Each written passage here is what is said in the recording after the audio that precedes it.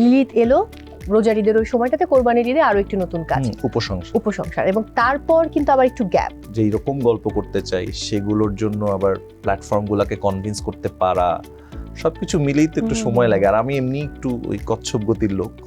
I am sorry যে আমি এটা মেনশন করেছি, আপনি কিছু মনে করেন না। না, ইটস ফাইন। আমি আসলে বছরে 2টার বেশি কাজ আমার কখনো অনিয়ারও হয়নি। প্রত্যেক ডিরেক্টরের একটা স্বপ্ন থাকে যে সে ফিল্ম বানাবে, সো সেই স্বপ্ন নিশ্চয়ই আপনার মনের মধ্যে আছে। সিনেমাটাও একটা ড্রিম। সো আমার ধারণা যেহেতু স্বপ্নটা দেখি, কোনো একদিন হয়তো নিশ্চয়ই পূরণ হবে। আপনার যদি আমি টার্নিং পয়েন্ট বলি তাহলে কোনটাকে ধরবো? আমরা গল্প বাঁচতে বাঁচতে দেন ইশতিয়াক আহমেদ ভাইয়ের সাদা প্রাইভেটটা চুজ হয়, আমরা নির্মাণ করি এবং অসাধারণ। এটা আমাকে অনেক মানুষের কাছে পৌঁছে দিয়েছে। লিলিত নিয়ে কিন্তু প্রচুর আলোচনা হয়েছে। লিলিত তো ডেফিনেটলি আমাকে অনেক মানুষের কাছে পৌঁছেছে, এবং সেটা যেই অডিয়েন্সের কাছে আমি পৌঁছাতে চাই, শিক্ষিত, রুচিশীল, সেন্সেবল, আর্ট লাভার, এইরকম মানুষ। দেশের বাইরের থেকে প্রচুর মেসেজ এসছে, প্রচুর।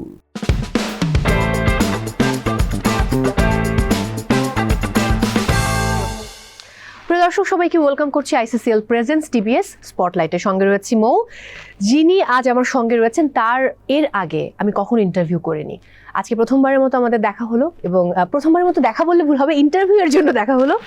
এই মানুষটিকে নিয়ে যদি বলতে চাই দর্শক, শিল্প, সাহিত্য, সংস্কৃতি এর মাঝেই তিনি ডুবে থাকেন। তবে তিনি নিজেই বলেন যে তিনি কচ্ছপের গতিতে আগাতে ভালোবাসেন। বছরে 2টো কাজ বা সর্বোচ্চ হলে 3টে কাজ তিনি আমাদেরকে উপহার দিয়ে থাকেন। যদিও তার মেইন প্রফেশন আলাদা, কিন্তু তিনি তার যেই ভাবনা, যে চিন্তা, যে দর্শন, সেগুলো তিনি তার কাজের মধ্য দিয়ে পর্দায় আমাদের সামনে তুলে ধরেন বা প্রকাশ করেন। একটা সময় তিনি থিয়েটার করতেন, তখন হয়তো ভেবেছিলেন তিনি অভিনয় করবেন, এবং টানা 10 বছর তিনি মঞ্চে অভিনয় করেছেন। এরপর তিনি তার পথ বদলে ফেললেন, পরিবর্তন করলেন। তিনি ভাবলেন তিনি এখন থেকে নির্মাণ করবেন। একে একে খুব ভালো ভালো কাজ আমাদের উপহার দিয়েছেন। সেই সাদা প্রাইভেটের কথা বলতে হয়, যদি আমি না থাকি, কিংবা মানুষ কি বলবে। এই কাজটি কিন্তু মেরিল প্রথম আলো পুরস্কারের নমিনেশনও পেয়েছিল। খুব দুর্দান্ত কাজ, একেবারেই আলাদা ভাবনা এবং গল্প। এরপর লিলিতের কথা আমরা আলাদা করে বলতে পারি, এরকম আরও অনেক গল্পের কথা বলা যাবে। স্বপ্ন তিনি আসলে কি দেখেন, কবে বড় পর্দার জন্য সিনেমা বানাবেন সেটা আমি জানি না। আজকে গল্পে গল্পে জানার চেষ্টা করব।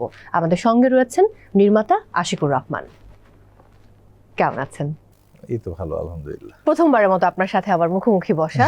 হ্যাঁ, কখনো আগে কথা হয়নি, আড্ডা হয়নি। কোন প্রসঙ্গ দিয়ে শুরু করব বলুন?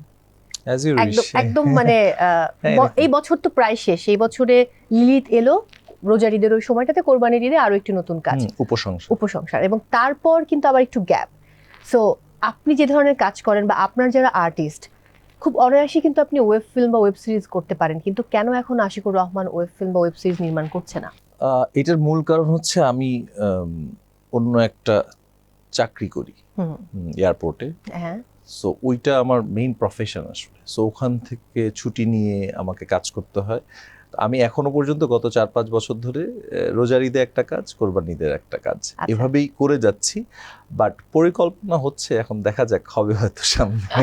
বাট মানে স্কোপ বা অপরচুনিটিরও তো ব্যাপার আছে। সো সবকিছু ব্যাটে বলে করা, নিজের যেই রকম গল্প করতে চাই সেগুলোর জন্য আবার প্ল্যাটফর্মগুলোকে কনভিন্স করতে পারা, সবকিছু মিলেই তো একটু সময় লাগে। আর আমি এমনি একটু ওই কচ্ছপ গতির লোক। আই এম সরি যে আমি এটা মেনশন করেছি, আপনি কিছু মনে করেন না। না, ইটস ফাইন। আমি আসলে বছরে 2টার বেশি কাজ আমার কখনো অনিয়ারও হয়নি। আচ্ছা, শুধু মনে হয় 2024-এ 3টা হলো, কারণ 2023-এর একটা কাজ ওই বছর অনিয়ার হয় নাই। So it was pending. But 2024-এও আমার 2টা, 25-এও 2টা, 26-এও 2টা, 22-এ মনে হয় 2টা বা 3টা, এরকমই। সো আমি 2টার বেশি কাজ আসলে করতেও পারি না, আমার ওই সময়টা হয় না, বিকজ আর আমার প্রিপারেশন নিতে সময় লাগে একটা গল্প করতে। এটার পেছনে স্ক্রিপ্ট, রিসার্চ, ডিজাইন সব মিলে একটা গল্পতেই দেখা যায় 2-3 মাস চলে যায় বা 4 মাস চলে যায় কোনো সময়। Welcome to ICCL. ICCL is ready to elevate your experience, be it a socio-cultural celebration, a corporate event, or any special gathering, making each moment truly memorable.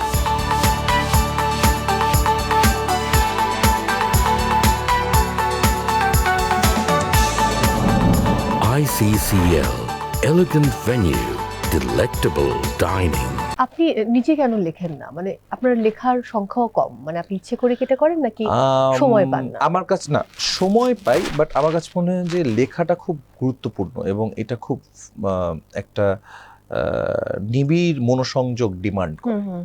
So সেটা আমার যে এখন লাইফস্টাইল, আমার চাকরি, আমার পেশা বা প্রফেশন সবকিছু মিলে আমি ওই লেখার মতো সিনারিওতে বা কি বলে এটাকে, মানে প্রস্তুত না, বা লিখতে গেলে যে মনোসংযোগ দেওয়া প্রয়োজন ওটা আমি দিতে পারি না। আর এটা তো একটা আলাদা স্কিল, রাইটিংটা। আমার কাছে মনে হয় আমি এই জায়গাটা একটু দুর্বল। সো আমি ডিপেন্ড করি আমার যারা রাইটার বন্ধু, যারা আরও ভালো লেখে, আমার চেয়ে অনেক ভালো লেখে, তাদের উপরে। সো ওরা যখন লিখে জিনিসটা নিয়ে আসে, আমি দেখি যে এটা অনেক সুন্দর। তো আমি তো শুটিং ইউনিটে গেলে তখন তো আবার এটাকে ঠিকঠাক করা, বা আমার কিছু ইনপুট থাকে প্রত্যেকটা স্ক্রিপ্টেই, বাট আমি আসলে ওই ক্রেডিটে নামটা দিই না কখনো। ওই জায়গাটা হয়তো ইচ্ছে করেই আপনি স্কিপ করেন সম্ভবত। স্কিপ করি কারণ আমার মনে হয় ডিরেক্টর হিসেবে অতটুকু করাটা আমার দায়িত্বের মধ্যেই পড়ে। সো আলাদা করে আর ওই, বাট প্রত্যেক ডিরেক্টরের একটা স্বপ্ন থাকে যে সে ফিল্ম বানাবে। সো সেই স্বপ্ন নিশ্চয়ই আপনার মনের মধ্যে আছে। তখন তো আর এই 2 ঈদে 2টো কাজ দিলে হবে না পুরো বছরে। তখন আপনাকে ফিল্ম নিয়ে, ফিল্মের pre production, shooting, post production, অনেক কাজ। ওই সময় তো আপনাকে বের করতে হবে। সেটা কি কখনো পসিবল হবে? আমি জানি না, মানে আমি যেটা ফিল করি যে একবার মানে ধরেন স্বপ্নের মতো, তো পুরো যাত্রাটাই আসলে স্বপ্নের মতো। ধরেন যখন আমি শুরু করি থিয়েটার, প্রাচ্যনাট্য স্কুল 2005-এ, তারপরে পালাকার করেছি আমি, মানে পালাকার আমার থিয়েটার 2005 থেকে 10। So I was A full time theatre activist. আমি তখন স্টুডেন্টও ছিলাম। আচ্ছা। তারপর আমি অ্যাসিস্ট করতাম রনি ভাইকে, রেদওয়ান রনি, ওনার সাথে আমি কাজ করেছি 2-3 বছর। তারপর নিজে প্রোডাকশন করা। সো এই পুরোটাই একটা জার্নি আমার কাছে ড্রিমের মতোই। সো সিনেমাটাও একটা ড্রিম। সো আমার ধারণা যেহেতু স্বপ্নটা দেখি, কোনো একদিন হয়তো উপরওয়ালা চাইলে, উপরওয়ালা আমি আর চাইলে। খুব এটা নিয়ে ঘাটাঘাটি করছি না, কিন্তু আপনার সাথে আমার একটা মিল রয়েছে। আমি প্রাচ্যনাট 29 ব্যাচ, আপনি 9 ব্যাচ। হ্যাঁ, অনেক সিনিয়র সিনিয়র বড় ভাই। তাহলে আপনি অভিনয়টা কেন করলেন না? আমি অভিনয় করি নাই বিকজ অফ, আমি থিয়েটারে অভিনয় করতাম। আমি খুবই, মানে আমি 10 বছর অভিনয়ই করছি আসলে। ও মাই গড। এবং এটা অন্যান্য থিয়েটার দলের মতো না, বিকজ অন্যান্য থিয়েটার দল ম্যাক্সিমামই দেখা যায় যে ওরা হয়তো শিল্পকলা 2টা হল আর মহিলা সমিতি কেন্দ্রিক শোই বেশি করে, কিছু এক্সটার্নাল শোজ এখন হয়। বাট আমাদের পালাকারের নিজস্ব একটা স্টুডিও ছিল বেইলি রোডে, এবং তার আগে মগবাজার দিলু রোডে। সো আমাদের প্রতি সপ্তাহে 2টা শো থাকতো ফিক্সড। সো মাসে 8টা শো কনফার্ম। এরপর আমাদের কিছু কমার্শিয়াল শো থাকতো, যেটা আমরা বিভিন্ন অর্গানাইজেশন, এনজিও বা প্রাইভেট অর্গানাইজেশনগুলোর হয়ে করতাম। সেগুলো ঢাকার বাইরে বিভিন্ন জায়গায় আমরা করতাম। সো আমি 10 বছর শুধু অভিনয় করছি, মানে প্রচুর। তো করতে করতে আমার কাছে কোথাও মনে হলো যে ডিরেকশনটা আমাকে আবার টানে। এবং আমার ইস্ট ওয়েস্ট ইউনিভার্সিটিতে আমাদের ক্লাব, প্রথমে ড্রামা ক্লাব, পরবর্তীতে কালচারাল ক্লাব, সো ওখানেও আমি ডিরেকশন দিতাম। সো আমি এনজয় করতাম খুব ডিরেকশনটা। আর আমার কোথাও যে মনে হতো, আমার মনে হয় অভিনয়টার চেয়ে আমার ডিরেকশনটা ভালো হয়। That's why. আর মিডিয়াতে আমার অভিনয় করা হয় নাই, বা ইয়েতে সময়, চাকরি, টেলিভিশনের কথা বলছি, পর্দায় যেটা সময়, চাকরি, এটার জন্য তো একটা ফোকাস বা একটা সময় লেগে থাকা। ওই লেগে থাকাটা আমি স্টুডেন্ট লাইফে থিয়েটারে লেগেছিলাম। আর প্রফেশনাল লাইফে এসে আসলে শুটিং, আপনি যেহেতু কাজ করেন আপনিও জানেন যে এটার জন্য আসলে একটা ডেডিকেটেড লাইফে কিছু থাকে না, মানে এবং আপনার ব্যক্তিগত জীবন নিয়ে কোনো কিছুই থাকবে না। যেমন ওই 10 বছর আমি আসলে কোনো দাওয়াতে যাইনি, যে 10 বছর আমি একদম ডেডিকেটেড থিয়েটারটা করছি। হ্যাঁ, তো এখন চাকরি করে আসলে অভিনয় করা যায় ওই মনোযোগটা, কারণ একটা চরিত্র নিয়ে ভাবা, সেটার জন্য প্রস্তুতি নেওয়া, শুটিংয়ে যাওয়া, শুটিংটা ঠিকঠাক ভাবে করা, এইটা আসলে ফুল টাইম একটা জব। সো চাকরি একটা করে আবার এই চাকরি, 2টা চাকরি তো আসলে একটা মানুষ করতে পারে না ফুল টাইম, তাও আবার। That's true. ওই কারণেই আসলে। আর কিন্তু এই যে লম্বা সময় থিয়েটার করা, আমি কিছুদিন আগে যখন সুমি আপুর সাথে আড্ডা দিচ্ছিলাম, সুমি আপুর ইন্টারভিউ করলাম আমাদের প্রাচ্যনাটে, তো আমি মজা করে বলছিলাম যে ওনার ডিরেকশনে যারা কাজ করেছে মঞ্চে, সেই একটা ছেলে, আমি নাম ভুলে গেলাম, আমাদের এই যে আপনার বনুনাথ এক্সপ্রেসে অভিনয় করেছে, জাফর, শাকিলা জাফর, সিফাত, এক্স্যাক্টলি। হ্যাঁ, আমার ছোট ভাই। হ্যাঁ, তো সিফাত ভাইয়া কিন্তু তার ডিরেকশনে আবার সুমি আপা কাজ করছে। এই যে থিয়েটার থেকে একটা বন্ডিং ক্রিয়েট হওয়া, বা স্টুডেন্ট যখন তিনি ডিরেকশন দিচ্ছে তখন টিচার কাজ করছে, এই ব্যাপারটা তো থেকেই যায়। কিন্তু থিয়েটার অনেক বড় সহায়ক ভূমিকা পালন করে আমার কাছে মনে হয় ডিরেকশন অথবা অ্যাক্টিং এর বেলায়। তো আপনাকে কতটা মানে সাপোর্ট করেছে আপনার এই না, আমি theatre এ কাজ একটা করাটা? ইন্টারভিউতে গত বছরও বলতেছিলাম যে আমরা যারা থিয়েটার থেকে আসা, পরবর্তীতে পর্দায় এসে ডিরেকশন দিচ্ছে বা অভিনয় করছে, এদের সবাইকে আসলে তৈরি করেছে থিয়েটার। থিয়েটারটা এমন একটা জায়গা, ধরেন আপনি তো শুধু আপনার অভিনয়টা করেন, আপনি যখন রিহার্সাল ফ্লোরে থাকেন আপনি আসলে সবই দেখেন, কিভাবে আর্ট ডিরেকশন হচ্ছে, কিভাবে কস্টিউম ডিজাইনিং হচ্ছে, ডিসকাশনস হচ্ছে, কিভাবে চরিত্র নির্মাণ হচ্ছে, কিভাবে ব্লক তৈরি করতেছে একটা ডিরেক্টর। সো আপনি হয় কি টোটাল জার্নিটাই তো দেখেন, আপনি তো নিতে থাকেন আসলে। Exactly. সো আপনার ব্রেইনে আসলে প্রত্যেকটা জিনিসই ঢুকছে, এরপর প্রসেস হয়ে আসলে কি বের হবে, কোন দিকে আপনি চলে যাবেন আপনি নিজেও আসলে বুঝবেন না। That's হয়তো true. কেউ চলে গেল কস্টিউম ডিজাইনিং, কেউ চলে গেল আর্ট ডিরেকশনে, কেউ বা চলে গেল light নিয়ে মিউজিকে, ভাববে, লাইট নিয়ে। music, right. সো আপনি আসলে কোন জিনিসটাতে ইনফ্যাচুয়েটেড হবেন এটা আসলে আপনি ওই সময় বুঝবেন না, because it's a magical place. যে সে যখন আসলে যে ঢুকে, সে আস্তে আস্তে নিজেকে আবিষ্কার করে That's যে true. সে কোথায় যে পৌঁছাবে। তো থিয়েটারের ভূমিকা তো মানে অনেক অনেক অনেক, স্ক্রিপ্ট বোঝা, কন্টেন্ট মানে টপিকটা বোঝা, একটা সাবটেক্সট বের করা, বা চুজ করবো যে আমি কোন ধরনের গল্প বলতে চাই, সেটার টেস্টটা কি হবে, জনরাটা কি হবে, কতটুক পরিশীলিত শিল্পবোধ সম্পন্ন হবে, এগুলো খুব ইম্পর্টেন্ট। এই রুচিগুলো শেখায় আসলে থিয়েটার। Right. সো ওই ডিসিশন মেকিং, ডিজাইন, দেন একটা প্রোডাকশনকে প্রজেক্ট করা, এই সব কিছুই আসলে থিয়েটার থেকে শেখা। পরবর্তীতে এসে আমি ইমপ্লিমেন্ট করছি হয়তো ভিজুয়াল মিডিয়ামে, বা টেকনিক্যাল বিষয়গুলো আমি হয়তো রনি ভাইকে যখন অ্যাসিস্ট করেছি শিখেছি, নিজে কাজ করতে করতে কিছু কিছু শিখেছি, প্লাস অন্য যারা আছে। কখনো ইচ্ছে হয়েছে যে এটার উপরে একটা মানে উচ্চতর ডিগ্রি নেবার বা আরেকটু জানার, দেশের বাইরে গিয়ে, কিংবা দেশেও তো এখন অনেক রকম সুযোগ রয়েছে বিভিন্ন প্রাইভেট বিশ্ববিদ্যালয়গুলোতে? আমার একটা ইচ্ছা ছিল ফিল্ম ডিরেকশনের উপর একটা মাস্টার্স করার। আমি এখনো আছে, আমি জানি না, আমি হয়তো সুযোগ পেলে করেও তো ফেলতে সেটা কি পারি। আপনি এতদিন ছুটি পাবেন? Is it possible? আমি জানি না ছুটি পাবো কিনা, হ্যাভ টু টক যে এটা অ্যালাউ করা পসিবল কিনা। না হলে হয়তো অন্যভাবে জিনিসটা প্ল্যান করতে হবে। আপনার জবের কথা যদি একটু জানতে চাই, সেখানে কি এরকম নির্দিষ্ট কোনো টাইম, নাকি হচ্ছে আপনার শিফটিং থাকে যে না চেঞ্জ হতে পারে? এখন আমাদের একটা ফিক্সড শিফট চলতেছে, সন্ধ্যা 6টা থেকে রাত 2টা। মানে Oh যেহেতু my আমাদের ফ্লাইট অপারেশনের কাজ, আমাদের ফ্লাইটটা রাত 10টার দিকে বাংলাদেশে Land ল্যান্ড করে, এন্ড দেন 11টার দিকে চলে যায়। সো 6টা থেকে 2টা আমি আসলে এনগেজ থাকি কমপ্লিটলি এয়ারপোর্টে। এখানে আর কোনো সুযোগ নেই যে অন্য ওই কিছু করার? সময়টুকু ডেডিকেটেড, Dedicated. যদি আমি ছুটি না নিই। হ্যাঁ হ্যাঁ হ্যাঁ। একটু জানতে চাইবো, আমাদের ইন্ডাস্ট্রিটা এরকম যে যখন আপনি খুব বেশি প্রমিনেন্ট হবেন, অনেক কাজ করছেন, তখন সবাই আপনার সঙ্গে কাজ করতে চাইবে। কিন্তু মানুষ যখন যাত্রাটা শুরু করে, তখন যেরকম অনেক ভালো আর্টিস্ট বা বড় আর্টিস্ট কিংবা গুণী মানুষদের সাপোর্টটা দরকার, এই সাপোর্টটা শুরুতে খুব একটা কেউ পায় না, যদি না ওরকম কমিউনিকেশন না থাকে। আপনি কতটুকু বাধার সম্মুখীন হয়েছেন আপনার কাজ করতে গিয়ে? বাধা না, মানে ধরেন একটা পথ, এখন আপনাকে যেতে হবে এটার শেষে। রাইট। সো আপনি একা, তো বাধা থাকলে আপনাকে আসলে এটা ম্যানেজ করেই যেতে হবে। ধরেন কাদা থাকতে পারে, গর্ত থাকতে পারে, বা কোনো অবস্টাকল লাইক কোনো একটা গাছ পড়ে আছে হয়তো। সো আপনাকে তো আসলে এটাকে বাইপাস করেই যেতে হবে। এটা যে যার মতো করে টেকনিকটা বের করে নেয়, but you have to start, anyhow have to start. এবং আপনি আসলে হাঁটতে হাঁটতেই পথটা আস্তে আস্তে প্রকাশ আপনার সামনে খুলে যাবে, এটাই নিয়ম। এবং আমি ওভাবেই শুরু করছি। ধরেন আমার প্রথম আগের কাজগুলো এনটিভিতে বা এটিএন বাংলায় যেগুলো করেছি 2020-এর আগে, সেগুলো এক ধরনের একটা স্ট্রাকচার ছিল তখন টিভি। এরপর যখন ইউটিউব আসলো, যদি আমি না থাকি একটা কাজ করেছিলাম, ওখানে তারিক ভাই ছিল লিড কাস্ট। তো ওইটাও কিন্তু কাইন্ড অফ তখন ভিউয়ের যুগ শুরু হয়ে গেছে, বা ইউটিউব ভিউ, এই ব্যাপারগুলো। অপর্ণা ছিল, ইরফান সাজ্জাদ ছিল, আরো অনেক আর্টিস্ট ছিল, মনিরা মিঠু আপা ছিল, সমু চৌধুরী ছিল। সো ওভাবে কিন্তু তখন ওই আলোচনা অনেক হলো ওই কাজটা নিয়ে, কিন্তু ভিউ কিন্তু খুব কম। হ্যাঁ, কারণ ওখানে ওই আমাদের প্রথাগত যে আর্টিস্টগুলোকে আমরা দেখি, যাদেরকে নিয়ে নির্মাণ হয়, তাদের সাথে আমার তখন ওইভাবে যোগাযোগ বা পরিচিতি। আবার ভিউ আর্টিস্টদেরও কিন্তু একটা আলাদা 2-3টে ক্রাইটেরিয়া আছে। কেউ খুব স্ট্যান্ডার্ড, কেউ আবার খুব বিলো স্ট্যান্ডার্ড। সো ওইটাও আমার কাছে মনে হয় যে সবকিছু আবার আপনার কাজের সাথে যাবেও না। আর কিন্তু আমার সাথে যোগাযোগ আস্তে আস্তেই মানুষের সাথে তৈরি হয়। হুম। যখন আপনার একটা কাজ ভালো হবে, যেমন ধরেন আপনি এখন অনেক উপস্থাপনা করছেন, আপনার নিশ্চয়ই শুরুতেই এতগুলো অবশ্যই প্ল্যাটফর্মের হ্যাঁ। এত বড় বড় শো আপনার হাত সামনে আসেনি, আসেনি। অফার আসেনি। সো আপনি আস্তেই শুরু করেছেন, আস্তে আস্তে আস্তে আস্তে উইন্ডোটা ওপেন হয়েছে, আপনাকে প্রচুর পরিশ্রম করতে হয়েছে, নিজেকে প্রমাণ করতে হয়েছে, লেগে থাকতে হয়েছে, সেখানে হয়তো কিছু আপনি রিজেক্টেডও হয়েছেন অনেক জায়গায়।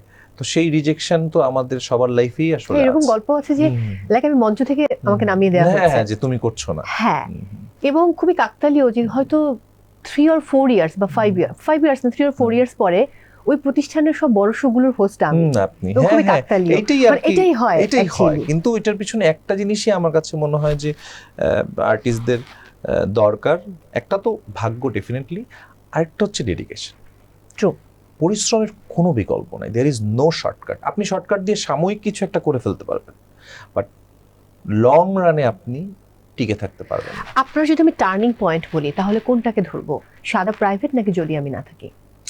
শুরুটা যদি আমি না থাকি, কারণ যদি আমি না থাকি দেখেই বঙ্গ থেকে মঞ্জু ভাই আমাকে ডেকে পাঠায়। হ্যাঁ। তখনও সাদা প্রাইভেটের কথা হচ্ছে না, কিন্তু উনি ডাকে একটা কাজ নিয়ে আলাপ করতে করতে করতে দেন বঙ্গ বব প্রথম সিজনটা খুব আলোচনা হয়েছিল, দেন বঙ্গ বব সিজন 2-তে মঞ্জু ভাই আমাকে সাদা প্রাইভেট করার সুযোগ দেয়, মানে একটা কাজ করার সুযোগ দেয়। আমরা গল্প বাঁচতে বাঁচতে দেন ইশতিয়াক আহমেদ ভাইয়ের সাদা প্রাইভেটটা চুজ হয়, আমরা নির্মাণ করি এবং অসাধারণ, এটা আমাকে অনেক মানুষের কাছে পৌঁছে দিয়েছে। হ্যাঁ।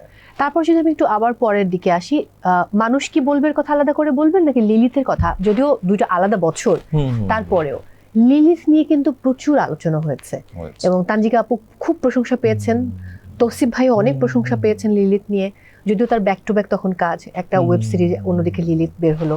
সো আপনাকে যদি আমি আপনার কাজের তালিকা করতে বলি তাহলে আপনার চয়েসের ক্ষেত্রে টপে কোন কাজগুলো রয়েছে? যদিও কাজের সংখ্যা কম, এটা আমি জানি যে আপনি কাজ করেন, আমার কাজের সংখ্যা কম, তারপরেও খুব যে কম তাও না, তো বছরে 2টা করে হলো 6 বছরে 12টা বা 13টা 14টা কাজ, বাট আমার কাছে সবগুলো কাজই প্রেশাস, খুব ইম্পর্টেন্ট, এবং আমি খুব যত্ন নিয়েই করি। কোনোটা হয়তো মানুষের কাছে একটু বেশি ভালো লাগে, কম ভালো লাগে, বেশি ভিউ হয়, কম ভিউ হয়। আমার আরও একটা কাজ আছে এভাবেও ফিরে আসা যায়, এটাও আমার খুব প্রিয় একটা কাজ। এবং মানুষ কি বলবে, অবশ্যই আমি মানুষ কি বলবে যেই বিষয়টা ছিল, এই গল্পটা আমি আর রুবেল ভাই আমরা অনেক দিন ধরে ডেভেলপ করছিলাম। তো হঠাৎ করে মুন্না ভাই আমাকে কাছাকাছি সাবজেক্টের একটা আইডিয়া বলে যে আশিক এরকম একটা গল্প আমরা করতে চাই। তো তখন দেখলাম আমি কাছাকাছি অলরেডি আমাদের কিছু ভাবনা, এরকম ইস্যুস নিয়ে কাজ ছিল। সো আমরা পুরো ব্যাপারটাকে মার্জ করেই মানুষ কি বলবে তৈরি করি। এটা আমার খুব প্রিয় কাজ। লিলিত তো ডেফিনেটলি আমাকে অনেক মানুষের কাছে পৌঁছেছে, এবং সেটা যেই অডিয়েন্সের কাছে আমি পৌঁছাতে চাই, শিক্ষিত, রুচিশীল, সেন্সেবল, আর্ট লাভার, এইরকম মানুষ, দেশের বাইরে ইউনিভার্সিটি প্রফেসর, দেশের বাইরের থেকে প্রচুর মেসেজ এসছে, প্রচুর, এবং দেশের বাইরের মানুষ এত বাংলা কন্টেন্ট দেখে। এবং আমার তখন মনে হলো, আমি এই কথাটা কিছুদিন আগে একটা আড্ডাতেও বলতেছিলাম, যে এই যে উৎসব বা এই যে বনরাত এক্সপ্রেস বা এই যে লিলিত ধরেন ছোট পরিসরের কাজ, এই অডিয়েন্সগুলোকে না আমরা এতদিন সার্ভ করি নাই। এই অডিয়েন্সটা আছে অপেক্ষায় দেখার জন্য, কিন্তু আমরা ওনাদের পছন্দের বা ওনারা যেই সেগমেন্টের কাজ পছন্দ করে আমরা আসলে ওনাদেরকে দিচ্ছিলাম না কিছু, বা দেই না কিছু। এই দেখেন উৎসব দেওয়ার পরে সবাই হলে হুমড়ি খেয়ে পড়লো, বা বনরাত এক্সপ্রেস যে কত টাকা তারা ব্যবসা করেছে, সত্যি ব্যবসা করে, মানুষ ভালোবেসে দেখলো। লিলিত, আমরা বাংলা নাটক দেখি না, খারাপ এই হয়ে গেছে, সে গেছে, অনেক কথা শুনি ভালো মন্দ, কিন্তু দেখেন এই লোকগুলোই আমি কিন্তু চিনি না।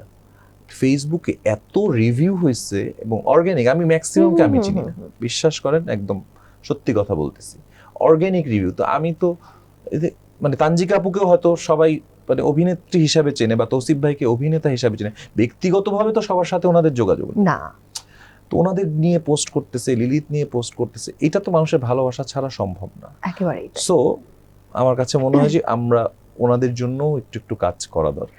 একজন নির্মাতা হিসেবে নিশ্চয়ই স্বপ্ন দেখেন যে কাদেরকে নিয়ে কাজ করবেন, বা ইচ্ছে আছে, স্বপ্ন শব্দটা যদি আমি বাদ দিই, ইচ্ছে নিশ্চয়ই রয়েছে যে আমি এই আর্টিস্টদেরকে নিয়ে কাজ করতে চাই, তাহলে ওই তালিকায় কাদের নাম আসবে, সিনিয়র থেকে শুরু করে, নাকি আপনি স্কিপ করতে চান? না না, আমি বাংলাদেশে আমি অভিনয়ের বিষয়টা নিয়ে আমি খুব ক্রিটিক্যাল। আচ্ছা, কিরকম?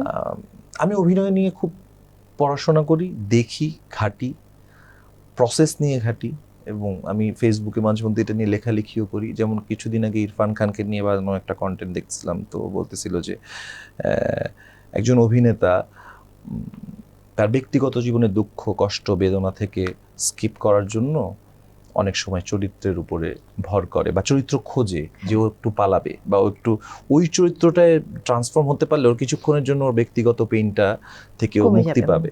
সো এই সেম কথাটা কিছুদিন আগে তুষি আপুও বলতেছিল যে আমার ব্যক্তিগত লাইফটা খুব বোরিং, এর জন্য আমি চাই কোনো একটা ক্যারেক্টারে ডুবে থাকতে, যেন আমি একটু আরামে থাকতে পারি বা অ্যাটলিস্ট ভুলে থাকতে পারি। সো ওই জায়গা থেকে যারা অভিনয় নিয়ে খুব সিরিয়াসলি ভাবে এবং অভিনয় কলাটাকে বা ক্রাফটটাকে নিয়ে আসলে চিন্তা করে, আমি আসলে তাদের সাথে কাজ করতে চাই। তারিক ভাইয়ের সাথে আমি প্রচুর কাজ অলরেডি করছি। সিনিয়রদের মধ্যে আমার খুব ইচ্ছা ছিল সুবর্ণাপার সাথে কাজ করার, এখনো আছে, আমি জানি না কোনদিন হবে কিনা। আর রিসেন্ট টাইমের মধ্যে আমার খুব ইচ্ছা মোস্তাফিজুর ইমরান ভাইয়ের সাথে। দুর্দান্ত, আমি জুনের কি পরিমাণ বড় ফ্যান। এবং আমি নিশোভের সাথে তো আমার একটা ছোট কাজ হয়েছে, বাট এখন আমি ডেফিনেটলি আবারও করতে চাই। অপূর্বের সাথে একটা কাজের কথা চলছে, আমি জানি না হবে কিনা, বাট অপূর্বের সাথেও আমার কাজ করার ইচ্ছা আছে। মেহজাবিন আপুর সাথে একটা কাজ হয়েছে, আর একটা কাজ নিয়ে আলাপ চলছে, সো সেটাও হতে পারে। মেহজাবিন আপু is also a fine actress, আমার one of the favourite. So Tushi আপু তো এখন খুবই ভালো করতেছে, আমি জানি ওনার স্কেডিউল নাই, সো ওনাকে নিয়ে প্ল্যানও করি না। উনি যখন আরেকটু থিতু হবে তখন করব। তার বৃহস্পতি এখন তুমি। হ্যাঁ, তার বৃহস্পতি তুমি, and definitely she is doing really different. তার লাইন, এই ডেডিকেশন, এইরকম পরিমাণে পরিশ্রম না করলে কিছুই আসে না। মানুষ হয়তো ভাবে যে খুব সহজে সবকিছু চলে আসে, but this is not true. প্রত্যেকটা মানুষের পিছনে পরিশ্রম আছে। আপনি দেখেন আজকে নিশো ভাই যেখানে, বা অপূর্ব ভাই যেখানে, বা মেহজাবিন আপু যেখানে, বা তুষি আপুর কথা বলছি, বা মোস্তাফিজুর ইমরান ভাইয়ের কথা বলছি, এরা সবাই, বা সোহেল মন্ডল, সবাই কষ্ট করে সেই জায়গায় দাঁড়াইছে। অনেক অনেক দুঃখ, কষ্ট, যন্ত্রণা, অনেক গল্প, প্রত্যেককে আপনি নিয়ে 10 ঘন্টার পডকাস্ট বানাতে পারবেন, 10-15 ঘন্টা। বাকি ডিরেক্টরদের কথা যদি একটু বলি, আপনার সমসাময়িক যারা আপনার মতো ভালো কাজ করছে, তারা কিন্তু পুরোদস্তুর কাজ নিয়ে ডুবে আছে, নির্মাণ নিয়ে। আপনি কেন একটা ফুল টাইম একটা প্রফেশন রেখে তারপর কাজ করছেন? এটার কি বিশেষ কোনো কারণ? এটার কারণ হচ্ছে আমাদের ইন্ডাস্ট্রি এখনো পর্যন্ত যে স্ট্রাকচার, যেমন ধরেন আমি সমসাময়িক যাদের কাজ পছন্দ করি, মিজানুর রহমান আরিয়ান, ভিকি জাহেদ, সে তো কাজ বন্ধ করে দিয়েছে। হ্যাঁ, তার সাথে আমার রেগুলার কথা হয় মাঝে মধ্যে। ভিকি জাহেদ বা জাহিদ প্রীতম, বা সিনিয়রদের মধ্যে আশফাক নিপুণ ভাই, আদনান রাজীব ভাই তো রেগুলার কাজ করে না, শঙ্খদা, এরকম। তো দেখেন ওনারা সবাই, কেউ বিজ্ঞাপন বানাচ্ছে, সবারই কিন্তু আসলে অন্য প্রফেশন থেকেই ফিল্মে। কেন? কারণ হচ্ছে আপনি যখনই মান ধরে রেখে কাজ করতে যাবেন, আপনাকে ভলিউম কমাতে হবে। আর ভলিউম করলে আমাদের যে রেমুনারেশন, তা দিয়ে আপনি আসলে আপনার লাইফ লিড করা সম্ভব না, পারবেন না।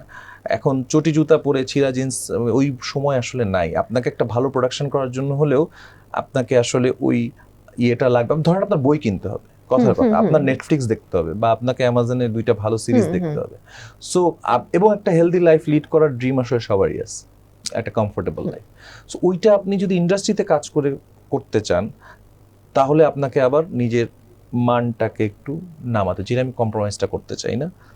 আবার ওই কম্প্রোমাইজটা করলে আমি তাহলে যেই কাজগুলো করতেছি ফুল টাইম যদি আমি করি, তাহলে আমি এটা আবার করতে পারবো। That's why it's a balance. That's fine, completely কোনো অসুবিধা নেই।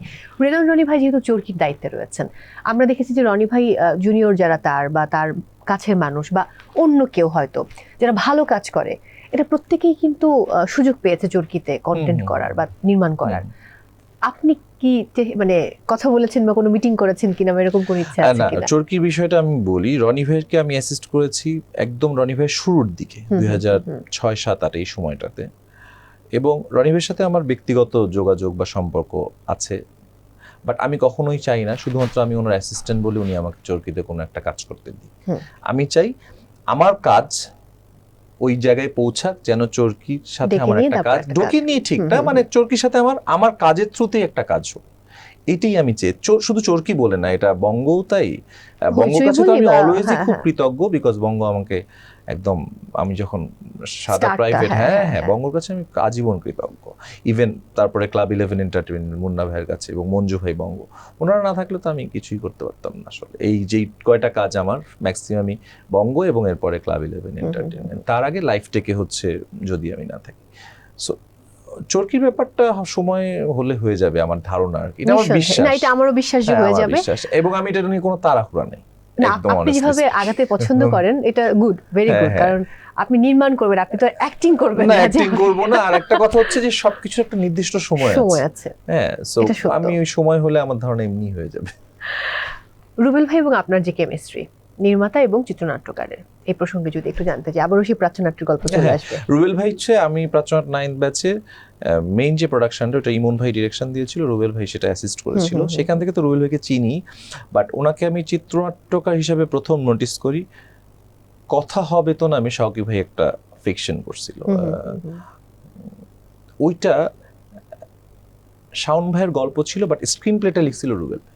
খুবই চমৎকার একটা কাজ, নাবিলা আপু আর মনোজ ভাই ভাই। অভিনয় করছিল।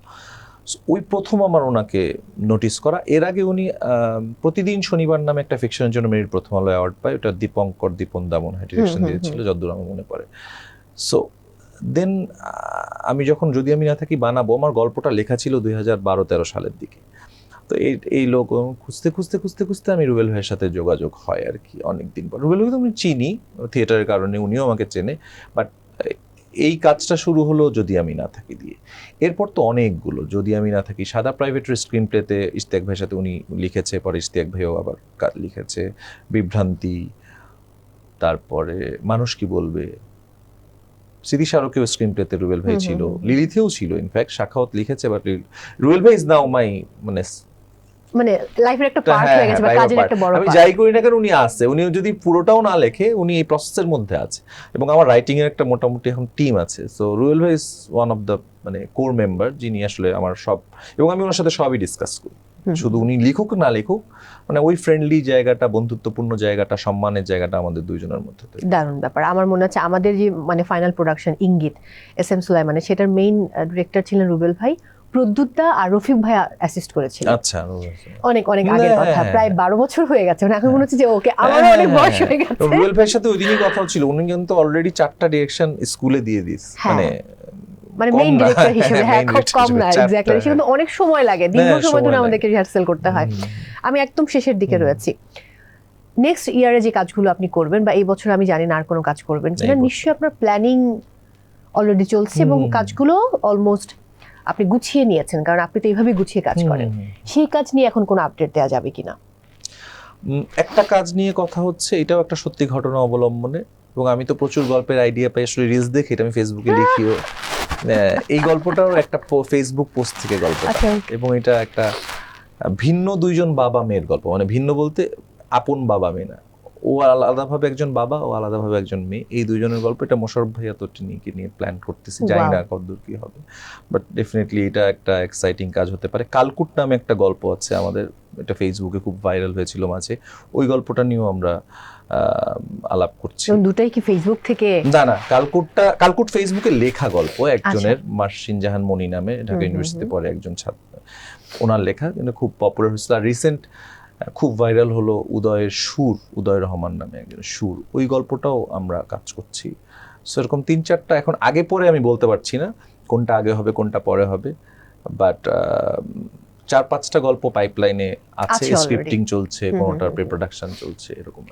আপনার বেড়ে ওঠা কোথায়? ঢাকাতেই? ঢাকাতেই। ওই সময়টা যখন ছোট ছিলেন তখন কি হতে চাইতেন? ক্রিকেটার। খুব ভালো ক্রিকেট খেলতেন? খুব ভালো খেলতাম। আমি নির্মাণ স্কুল খেলছি, স্কুলে থাকা অবস্থায় আমি ভাইস ক্যাপ্টেন ছিলাম। নির্মাণ স্কুল মানে তখন স্কুল টিমদের নিয়ে একটা কম্পিটিশন হতো, এখন হয় না বোধহয়। তো আমি মণিপুর স্কুলে পড়তাম, মণিপুর স্কুলে। আপনি কি বোলার ছিলেন, অলরাউন্ডার নাকি? অলরাউন্ডার। এবং আমি ওই খেলার সময় হাতে একটা ব্যথা পাই, একটা হাড় চিট ধরে যায়, এরপরে আমি আর ধরতে পারতাম না, ব্যথা করতো। সেটা ট্রিটমেন্ট করার পরেও আর ঠিক হয় নাই, তারপরে আমি আর ক্রিকেটটা খেলতে পারি নাই। এরপরে কিভাবে যে নাটকের পোকা ঢুকলো, বেলি রোড থিয়েটার দেখা, প্রাচীন স্কুল, পালাকার, তখন পুরো লাইফ চেঞ্জ হয়ে গেল। পছন্দের ক্রিকেটারকে? পছন্দের ক্রিকেটার সচিন টেন্ডুলকার, ওয়াসিম আকরাম, জয়সুরিয়া, হুম। ব্রেটলি, মার্কোয়া, অনেক অনেক শেষ করা শেষ যাবে করতে না। পারবো না। আর হ্যাঁ, ফুটবলের কথা জানতে চাইলে? ফুটবল ম্যারাডোনা, এরপর মেসি। তাহলে ব্যক্তিকেন্দ্রিক ফুটবল আমি বললেন খুব মানে বেশি দেখি না, আমি আচ্ছা। বিশ্বকাপ আসলেই দেখি, সত্যি হুম, কথা তার যেটা মানে না। অন্য আমি tournament গুলো লিগ ফলো হ্যাঁ, করার league follow সময় করা আমি হয় না। এমনি খোঁজ খবর টুকটাক রাখি, বন্ধু বান্ধব যেহেতু দেখে, ছোট ভাইরা দেখে, বাট আমি অত ফোকাস করে দেখতে পাই না। বাট বিশ্বকাপ আসলে আমি ওই টাইমটাতে খুব হ্যাঁ, ফোকাস হয়ে যায়, দেখি, মানে ফ্যামিলি নিয়ে দেখি, বন্ধু বান্ধব নিয়ে একটা দেখি, উৎসবের মতো একটা ব্যাপারটা। উৎসব। যাই হোক, থ্যাংক ইউ সো মাচ আজকে আমাদেরকে সময় দেওয়ার জন্য। অনেক ভালো থাকুন এবং আমরা অপেক্ষায় থাকবো যে আবার কবে আপনার হ্যাঁ, কাজ হ্যাঁ। আসবে। আমি চাই সবাই অপেক্ষা করুক। দর্শকদের উদ্দেশ্যে কিছু বলুন। দর্শকদেরকে এতটুকুই বলার যে ভালো বাংলাদেশে নির্মিত ভালো বাংলা গল্পের কাজগুলো দেখুন, সেটা সিনেমা, সেটা ওয়েব সিরিজ, সেটা ইউটিউবে প্রকাশিত শর্ট ফিল্ম বা নাটক, যেটাকে আমরা বলি, আসলে তো নাটক বলে কিছু নাই, সবই ফিল্ম।